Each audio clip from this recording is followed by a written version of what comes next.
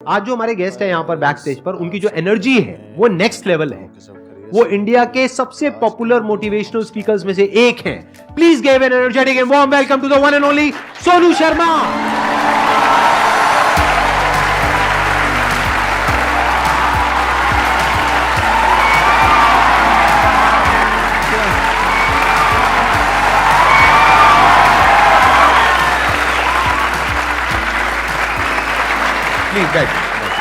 आइए। सबसे पहले तो गुस्सा है इन पे बहुत ज़्यादा। क्या गुस्ताखी हो गई सर? देखो, ऐसा होता है कि आपके जो ऑडियंस है ना, वो आपको बार बार प्रेशराइज कर रहे हैं। आप वहाँ गए, आप वहाँ क्यों नहीं जा रहे? अरे मैंने कहा अच्छी बदमाशी नहीं जाते हम। तो नाक में दम कर दिया लोगों ने आपकी वजह से। आना ही पड़ा। मतलब इतने मैसेज, अब तो 2-3 दिन से तो धमकी वाले भी आ रहे हैं, जाओगे कि नहीं जाओगे।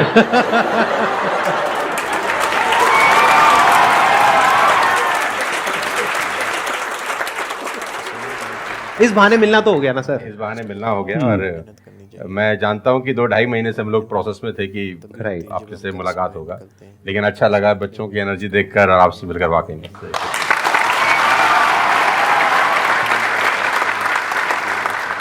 अब बताइए कौन है जो इनसे कुछ क्वेश्चंस पूछना चाहते हैं? मेरा क्वेश्चन ये है कि जब आपका लाइफ का एक स्ट्रगलिंग फेज था, तो उस टाइम पे आपको गिव अप करने का फीलिंग आया होगा, तो उस फीलिंग को हमें कैसे टैकल करना है, या फिर आपने कैसे टैकल किया? देखो, जब आपका वाई बहुत क्लियर होता है ना, तो आप गिव अप कभी भी नहीं करते। कोई भी चीज क्यों करना है, ये सबसे इंपॉर्टेंट रोल प्ले करता है। There is a book by Simon Sinek called learn your why, कि आप कोई भी काम क्यों कर रहे हैं, है ना। तो अगर आप उस किताब को पढ़ेंगे ना, तो आपको बहुत सारी चीजें सीखने को मिलेंगी। वाई बहुत इंपॉर्टेंट है। मतलब अगर आपका वाई क्लियर है ना, तो कोई भी ऑब्स्टिकल गिराने के बाद, आप गिरने के बाद, नीचे गिरने के बाद आप अपने आप उठ खड़े हो जाते हैं। तो वाई स्ट्रांग होना चाहिए, और वही लोग उठने ही खड़े होते हैं जिनका वाई स्ट्रांग नहीं है। मैं एग्जांपल देके समझाता हूँ आपको। फॉर एन एग्जांपल, मैं आपको वुडन स्ट्रोक दूं, 2 फुट जिसका विड्थ हो और 30 फीट जिसका लेंथ हो, और आपको बोलूं मैं यहाँ से वहां आपको ट्रेवल करना है उसके ऊपर चल के, और मैं आपको 10,000 रुपए दूंगा, तो आप चल लेंगे बहुत आराम से। आप सवाल को ट्विस्ट करते हैं। अब उसी फट्टे को मैं 100 माले की 2 बिल्डिंग के बीच में लगा दूं, अब आप चलेंगे? लेकिन मैं अगर आपको अभी भी चलवा दूं तो आप अभी भी चलेंगे। अगर आपको पता हो कि दूसरी बिल्डिंग में आपकी बेटी है और उस बिल्डिंग में आग लग गई है, और मैं आपको 1 रुपया भी नहीं दूंगा, फिर भी आप चलेंगे? बिकॉज आपका वाई क्लियर है। जब आपका वाई क्लियर होता है ना, तो कोई भी ऑब्स्टिकल, कोई भी गिरावट आपको कभी रोक नहीं सकती। लेकिन जब वाई क्लियर नहीं होता, तो छोटी सी छोटी ऑब्स्टिकल भी आपको वापस ले जाती है जहां से आपने जर्नी स्टार्ट किया हो। वाई इंपॉर्टेंट है।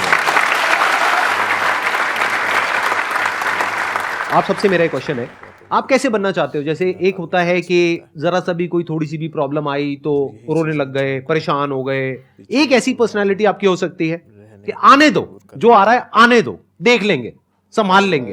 वो किसके अंदर हो सकता है? जिसने बहुत सारी छोटी छोटी प्रॉब्लम्स को फेस किया है, वही तो बोल सकता है ना आने दो। इस बात को अच्छे से समझ लो कि स्ट्रांग बनते कैसे हैं। स्ट्रांग बनते हैं प्रॉब्लम से, फेलियर से, स्ट्रगल से, सक्सेस से नहीं। सक्सेस से तो दिमाग खराब होता है हम सबका। सच बता रहा हूं आप लोगों को। अभी आप लोगों के लिए सक्सेस बहुत इंपॉर्टेंट है ना। सक्सेस से कुछ नहीं होता है। सक्सेस जब मिल जाती है, हम अपने कंफर्ट जोन में चले जाते हैं और दिमाग खराब हो जाता है, ईगो बढ़ जाती है। बट एक्चुअल में एक इंसान अंदर से जो स्ट्रांग बनता है ना, वो बनता है ठोकरे खा खा करके, प्रॉब्लम्स को फेस करके, स्ट्रगल्स को देख करके। तो आप जितना अभी इस एज में फेलियर्स को देख लोगे, फेलियर से डरोगे नहीं, उतना ही आने वाले 10 साल बाद स्ट्रांग हो जाओगे। With all the respect and regard to everybody, आप देखेंगे कि जो सड़क किनारे बहुत सारे लोग रह रहे होते हैं ना, तंबू वंबू लगा के कुछ सामान बेच रहे हैं टाइप, वहां देखना उनके बच्चों का इम्यून सिस्टम बहुत शानदार होता है। वो सर्दी में, जनवरी की सर्दी के अंदर वो नंगाई खेल रहा होगा सर, और हमारा पैम्पर्ड बच्चा ब्लैंकेट के अंदर उसको जुकाम हो जाता है, जरा सा हवा लग जाए ठंडा। तो जो ठोकरे हैं ना, वो आपका इम्यून सिस्टम बहुत अच्छा बना देती है। सफलता, सही कह रहे हैं संदीप जी, कि दिमाग खराब करती है। तो ये जो 5-6 साल हैं, फ्रॉम 14 to 20 और 22, यहाँ तो आदमी की रगड़म पट्टी होनी चाहिए, दबा के। मतलब उसके तो खून के आंसू आ जाने चाहिए कि जिंदगी में भगवान ने मुझे क्या दिया है। सही कह रहे हैं, बिल्कुल सही कह रहे हैं। बता रहा हूं अपना। जो मैच्योर लोग रहते हैं, जिनको लगता है कि यार एक कुदरत टेस्ट ले रही है यार हमारा, वो तो खुद ही बोलता है, अगर 2-4 साल कुछ ना हो ना, ऊपर देख के बोलता है कुछ कर नहीं रहे क्या।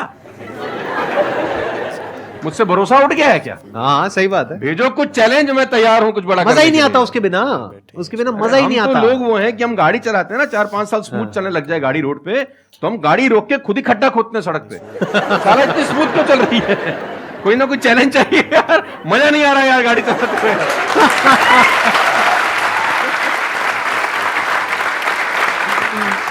तो चैलेंजेस आपका इम्यून सिस्टम बहुत अच्छा करती हैं, और मेरे हिसाब से 14 और 20 साल का जो एज है, इसमें तो खूब पिटाई होनी चाहिए आदमी की, खूब रगड़ा पट्टी होनी चाहिए, ताकि उसका इम्यूनिटी एक बार अच्छी हो जाए, बाकी का उसका जो 60-70 साल का जिंदगी है ना, वो लोहा हो जाता है।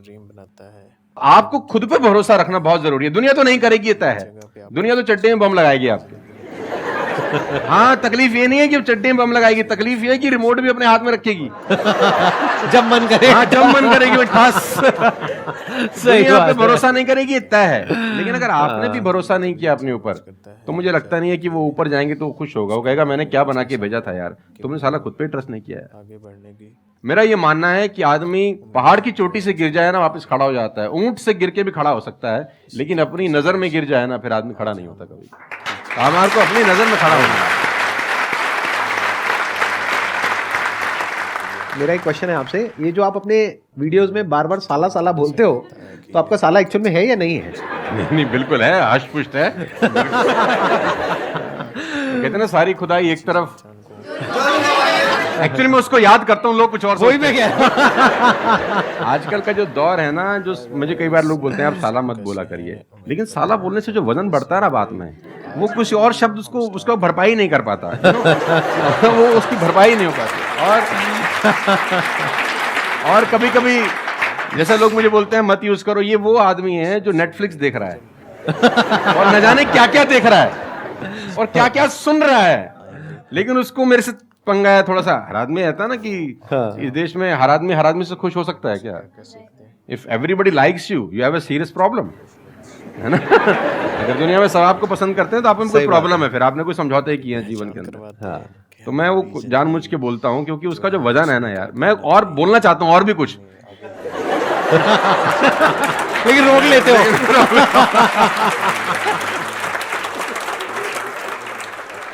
सर मैं क्वेश्चन करना चाहता हूँ कि जैसे लाइफ में सबके लिए सब कुछ क्लियर होती है, नॉलेज सबके पास है, क्लियर कट सब है सब रास्ते के लिए कि क्या करना है क्या नहीं करना। कुछ चीज़ें उनको रोकती है, पता है उसको भी वो क्या रोकती हैं क्या नहीं रोकती हैं, फिर भी वो चाह के वो बंदा आगे नहीं बढ़ पाता उन चीज़ों को लेके। एक नेगेटिविटी उसको रोकती है और उसकी सराउंडिंग उसको रोकती है, मैटर करता है, उसको सब पता है करना क्या है, फिर भी वो रुकता है। सर इसके लिए कोई ऐसा आंसर दो, आज तक किसी ने दिया ना और क्लियर कट हो।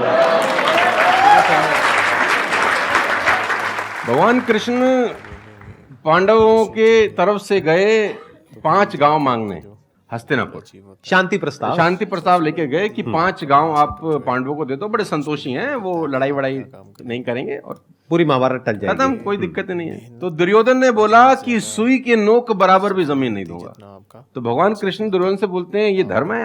उसने बोला मैं जानता हूँ वो धर्म है। उसने बोला करता क्यों है? बोला पता नहीं, ऐसी कोई शक्ति है जो मुझसे करवाती है। ऐसा होता ही नहीं है कि गलत करने वाले को अरे मुझे तो पता ही नहीं था चोरी करना पाप है, नहीं तो मैं करता ही नहीं यार। पता होता है। वो कहता पता नहीं ऐसी कौन सी शक्ति है जो मुझसे गलत कराने को मजबूर करती है और मैं करता जाता हूं।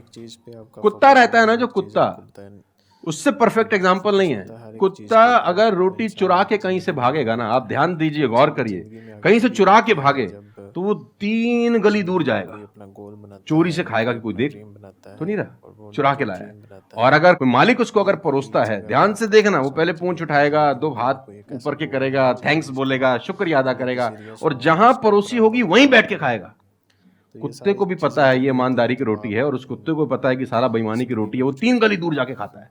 कुत्ते को भी पता होता है क्या सही है क्या गलत है, तो इंसानों को कैसे नहीं पता हो सकता है? सबको पता होता है कि क्या सही होता है और क्या गलत होता है। बहुत बढ़िया। फिर भी लोग करते हैं, ऐसा हो नहीं सकता। Cigarette smoking is injurious to health, everybody knows ना।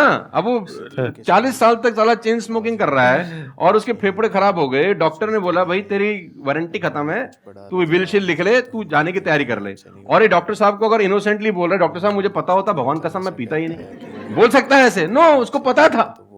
पता होने से कुछ नहीं होता। मैं अपनी ट्रेनिंग में बोलता हूँ execution is the most powerful thing. आपको सब पता है, सुबह सैर करने से सेहत अच्छी रहती है, हर किसी को पता होता है। गरीब भी कर सकता है, अमीर भी कर सकता है, चप्पल है तो भी कर सकता है, नाइकी का जूता वाला भी कर सकता है, लेकिन फिर भी नहीं करता ना।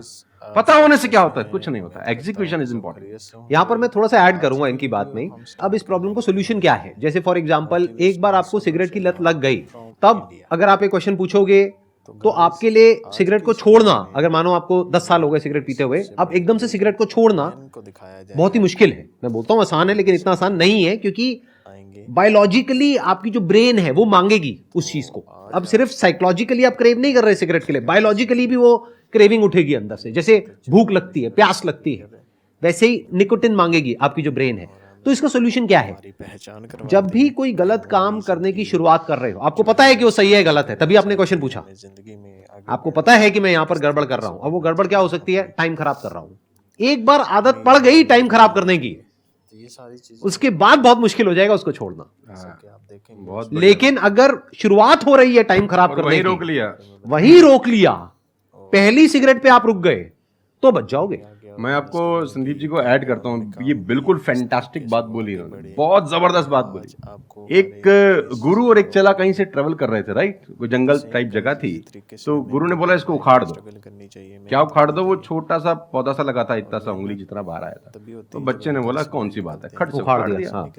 थोड़ा सा और आगे गए तो 2-2.5 फुट का एक छोटा सा पेड़ था। गुरु ने बोला इसको उखाड़ दे। उसने थोड़ा सा जोर लगाया, वो भी उखाड़ दिया। फिर 4-5 फुट लंबा पेड़ था। गुरु ने बोला अब इसको उखाड़ दे। थोड़ी सी उसको मेहनत लगी, लेकिन उसने फाइनली इसको भी रिमूव कर दिया। अब एक बरगद का पेड़ था करीब 20 फीट ऊंचा। गुरु ने बोला अब इसको उखाड़। बोला महाराज कैसी बातें करते हुए कैसे उखड़ेगा? बोला यही सिखाना चाह रहा था कि एक बार जड़ें गहरी हो जाए ना तो उसको उखाड़ना बहुत मुश्किल होता है।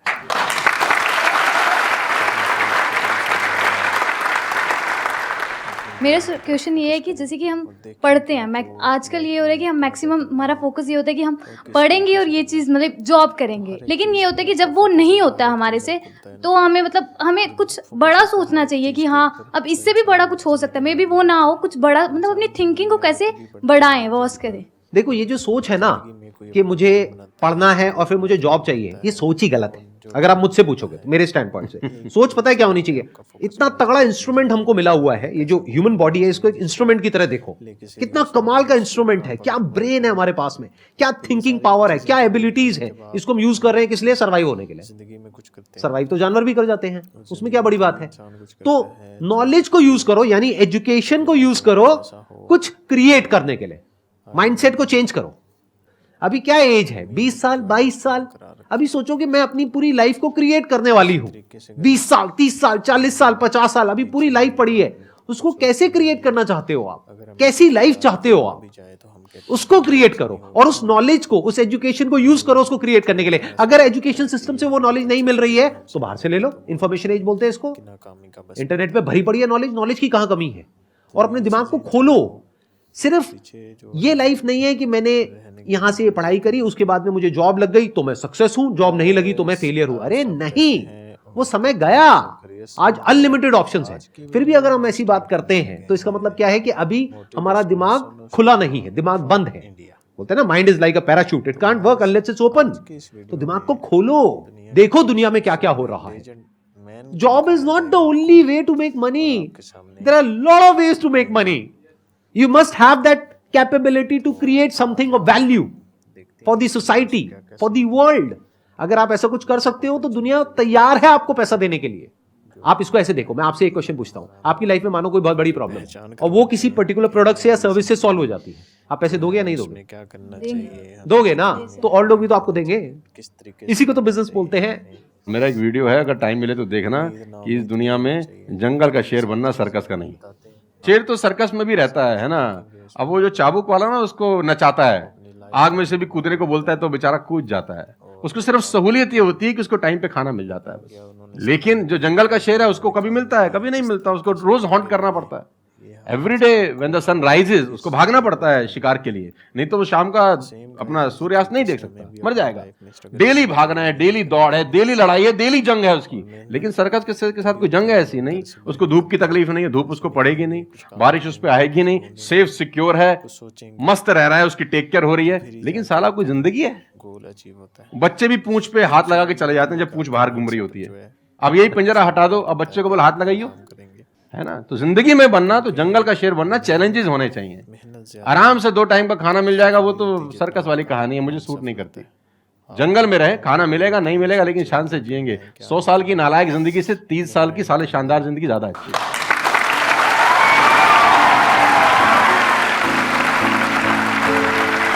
Thank you so much, thank you.